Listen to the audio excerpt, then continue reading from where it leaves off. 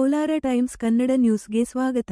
ಶಾಸಕ ಸಮೃದ್ಧಿ ಮಂಜುನಾಥ್ ಅವರು ಮುಳಬಾಗಿಲು ನಗರದ ಸರ್ಕಾರಿ ಬಾಲಕಿಯರ ಪದವಿ ಪೂರ್ವ ಕಾಲೇಜು ಆವರಣದಲ್ಲಿ ತಾಲೂಕು ಮಟ್ಟದ ಪ್ರತಿಭಾ ಕಾರಂಜಿ ಮತ್ತು ಕಲೋತ್ಸವ ಕಾರ್ಯಕ್ರಮಗಳನ್ನು ಉದ್ಘಾಟಿಸಿ ಮಾತನಾಡಿ, ಕಾರ್ಯಕ್ರಮಕ್ಕೆ ಬಂದಾಗ ಸನ್ಮಾನ ಮಾಡುವುದಕ್ಕಿಂತ ಎಸ್ಎಸ್ಎಲ್ಸಿ ಪರೀಕ್ಷೆಯಲ್ಲಿ ಜಿಲ್ಲೆಯಲ್ಲಿ ತಾಲೂಕು ಪ್ರಥಮ ಸ್ಥಾನವನ್ನು ನೀಡುವುದೇ ತಮಗೆ ಬಹುದೊಡ್ಡ ಸನ್ಮಾನ ಎಂದು ಹೇಳಿದರು.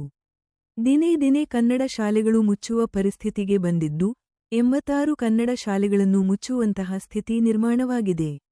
ಇದಕ್ಕೆ ಪ್ರಮುಖ ಕಾರಣ ಶಿಕ್ಷಕರು ಆತ್ಮವಲೋಕನ ಮಾಡಿಕೊಳ್ಳಬೇಕು ಎಂದು ಅಭಿಪ್ರಾಯಪಟ್ಟರು.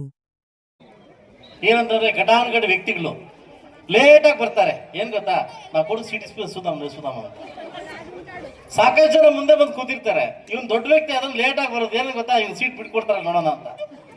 ಯಾಕೆಂತಂದ್ರೆ ಸೀಟು ಅದ್ರ ಬೆಲೆ DK ಶಿವಕುಮಾರ್ ಮಾತ್ರ ಗೊತ್ತಾಗ್ತದೆ, ಎಷ್ಟು ಕಷ್ಟ ಬೀಳ್ತಾನೆ ಈಗ ಆತ ಅಂತ ಅಲ್ವಾ.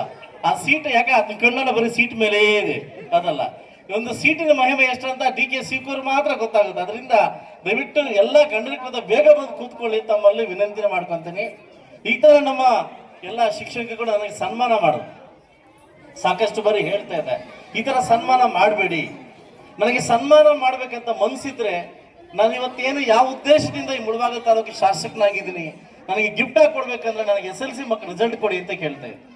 ಪ್ರತಿ ಸಾರಿ ಕೂಡ ಮೀಟಿಂಗ್ ಮಾಡಿ, ನಾನು ಪೋಷಕರ ಜೊತೆ ಮೀಟಿಂಗ್ ಮಾಡಿ, ನಿಮ್ ಜೊತೆ ಮೀಟಿಂಗ್ ಮಾಡಿ, ನಿಮ್ಗೆ ಏನ್ ಕೊರತೆ ಇದೆ, ಏನ್ ಆಗ್ಬೇಕು, ಅಟ್ಲೀಸ್ಟ್ ನಮ್ಮೆಲ್ಲ 6 ತಾಲೂಕಲ್ಲಿ ನನ್ನ ತಾಲೂಕು ನಂಬರ್ 1 ಬರ್ಬೇಕಂತ ಪ್ರತಿ ಸಾರಿ ಮೀಟಿಂಗ್ ಮಾಡ್ತಾ ಇದ್ದೆ. ಸೊ ನಾನು ಒಂದೇ ಕೇಳುದು, ನೀವು ನಿಮ್ಮ ಶಾಸಕರಿಗೆ ಏನಾದ್ರು ಒಂದು ಬಹುಮಾನ ಕೊಡ್ಬೇಕು ಅಂತಿದ್ರೆ